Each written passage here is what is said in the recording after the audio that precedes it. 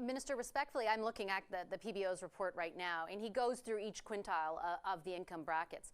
In Alberta, each and every quintile will see a net loss. In Saskatchewan, all but the very lowest income, and the same in Manitoba. So I take your point that it is progressive, but in those instances, in those provinces, it's only those at the lowest part of the income scale that will see any net benefit. Everybody else, and certainly those in the second income bracket, are not exactly, the richest of Canadians. And once again, when your government said what this program was intended to accomplish, it made a promise to Canadians that they wouldn't be out of pocket for it.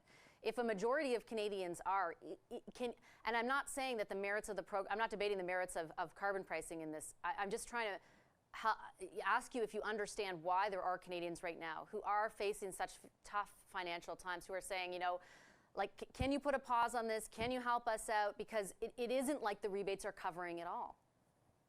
Well, we're doing a number of other things, Vashi, to help Canadians and to support Canadians through the transition to a lower carbon future, like a program to help people to get off home heating oil, which is much more expensive, much more polluting than using heat pumps, for example. So we're working with a number of jurisdictions across the country to do that. And as you said in the introduction about the parliamentary budget officer, I mean, he acknowledges that he doesn't take into account the cost of the impacts of climate change. And let me give you just one example. Summer of 2021 in British Columbia, the overall economic impact of natural catastrophes that year alone, in British Columbia alone, $17 billion.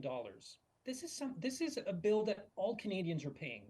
And that's 1 year, one jurisdiction in Canada. I get all that, and I'm not negating it, but that isn't what you told Canadians carbon pricing would be. You didn't say it's going to cost you, but we'll do all this other stuff to help you. You said our rebates will cover you. We have said that the rebates would help the people most in need in Canada, and that's exactly what the system is doing.